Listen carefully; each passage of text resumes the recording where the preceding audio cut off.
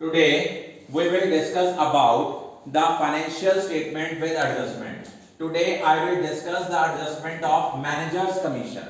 बेटा managers commission क्या होता है? मैनेजर्स कमीशन आपका एक इनडायरेक्ट एक्सपेंस है। अगर ये ट्रायल बैलेंस में गिवन है तो आप इसको कहां शो करते हो? प्रॉफिट एंड लॉस अकाउंट की डेबिट साइड पे। लेकिन अगर यही चीज एडजस्टमेंट में गिवन है तो आपको पता है बेटा हर एडजस्टमेंट के दो इफेक्ट होते हैं। One is either in trading account और in profit and loss account and another one is in the balance sheet. तो अगर ये एडजस्टमेंट में गिवन है, पहले हम इसको कहां शो करेंगे? प्रॉफिट एंड लॉस अकाउंट की डेबिट साइड पे। सेकेंडली इसको शो करेंगे बैलेंस शीट की लायबिलिटी साइड पे। अब आप कहोगे सर हम इसको बैलेंस शीट की लायबिलिटी साइड पे क्यों शो करेंगे? क्योंकि मैनेजर्स कमीशन पेबल है, पेड नहीं है।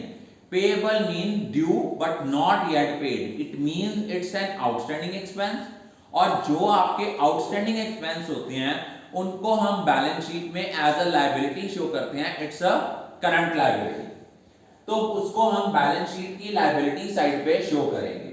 अब आपने मैनेजर्स कमीशन कैसे कैलकुलेट करनी है, इसके दो केसेस हैं। पहला केस है अगर लिखा होता है कि managers commission is payable on profit before charging commission.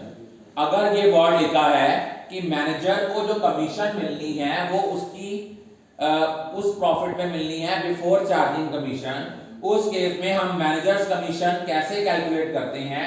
Net profit before charging managers commission into rate over 100। लेकिन एक सेकंड केस क्या होता है कि अगर ये लिखा है कि मैनेजर को कमीशन मिलनी है उस प्रॉफिट पे आफ्टर चार्जिंग कमीशन, बट हमारे पास नेट प्रॉफिट अवेलेबल है बिफोर चार्जिंग मैनेजर्स कमीशन, उस केस में मैनेजर्स कमीशन को कैलकुलेट करने का फॉर्मूला होता है net profit before charging managers commission into rate over 100 plus rate. Suppose उसने लिखा हुआ है कि managers commission is payable at the rate 10% after charging such commission. उस केस में जितना net profit before charging managers commission आएगा उसको 10 डिवाइडेड बाय 110। अब मैनेजर्स कमीशन की एंट्री क्या होती है? ये आपकी आउटस्टैंडिंग है, और जितने भी आउटस्टैंडिंग एक्सपेंस है, फॉर एग्जांपल आउटस्टैंडिंग सैलरी है, हम उसकी एंट्री क्या करते हैं? Salary account debit to salary outstanding. In the same way अब आपकी मैनेजर्स कमीशन जो है वो आउटस्टैंडिंग है, तो जर्नल एंट्री क्या होगी?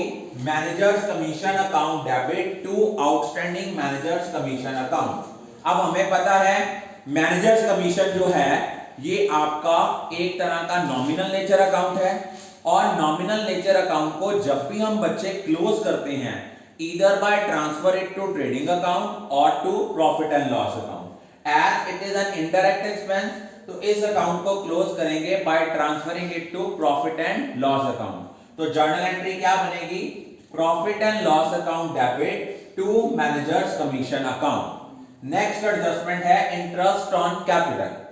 अगर ये हमें जो है ये हमें दी हुई है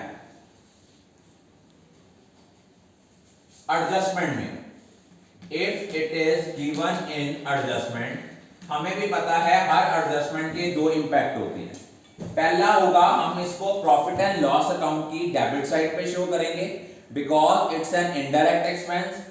सेकेंडली हम इसको ऐड करेंगे कैपिटल में इन द बैलेंस शीट।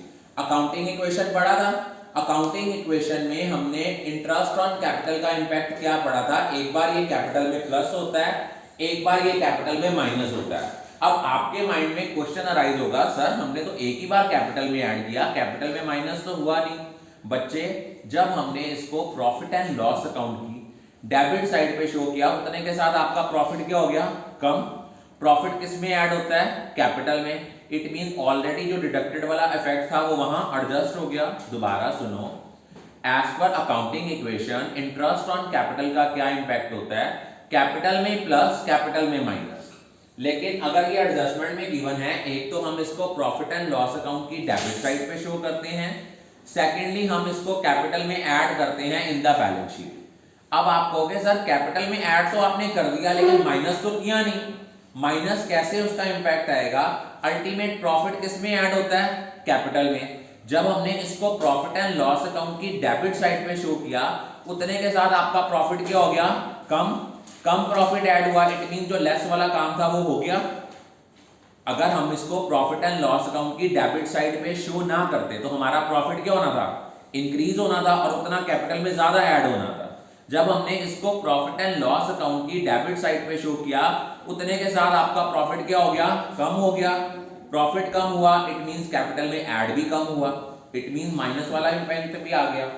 और इसकी जर्नल एंट्री क्या होती है, इंटरेस्ट ऑन कैपिटल की जर्नल एंट्री होती है, interest on capital account debit to capital account. Interest on capital को डेबिट क्यों किया, क्योंकि ये एक्सपेंस है इसलिए इसको डेबिट किया। कैपिटल में क्रेडिट क्यों किया, क्योंकि इससे कैपिटल इंक्रीज होती है। और आपको पता है as per modern approach whenever there is an increase in capital it will be credited। और अब देखो इंटरेस्ट ऑन कैपिटल आपका नॉमिनल नेचर अकाउंट है, इसका इफेक्ट खत्म करने के लिए या तो हम इसको ट्रांसफर करते हैं ट्रेडिंग अकाउंट में या प्रॉफिट एंड लॉस में। ट्रेडिंग अकाउंट में हम तभी कर सकते हैं अगर ये डायरेक्ट एक्सपेंस होता, ये डायरेक्ट नहीं है, ये इनडायरेक्ट है, इसलिए इसकी एंट्री बनी profit and loss account debit to interest on capital. But अगर ये ट्रायल बैलेंस में गिवन होता तो हमने सिंपली इसको कहां शो करना था, प्रॉफिट एंड लॉस अकाउंट की डेबिट साइड पे। नेक्स्ट एडजस्टमेंट है goods distributed as free samples. जो आप गुड्स देते हो एज अ फ्री सैंपल, इसकी जर्नल एंट्री बनती है advertisement account debit to purchases. आपको भी पता है एडवर्टाइजमेंट आपका इनडायरेक्ट एक्सपेंस है, इस अकाउंट को क्लोज करना है transferring to it to profit and loss account. तो जर्नल एंट्री क्या बनेगी, profit and loss account debit to advertisement account. पहला इफेक्ट क्या होगा, जब हमने यहां परचेजेस को क्रेडिट किया, इट मीन परचेज कम हो रही है। पहला इंपैक्ट ये इफेक्ट होगा, इसको हम परचेजेस में से माइनस करेंगे in trading account. Second effect क्या होगा, एडवर्टाइजमेंट एक्सपेंस को शो करेंगे on the debit side of profit and loss account. I think all of you are clear about it.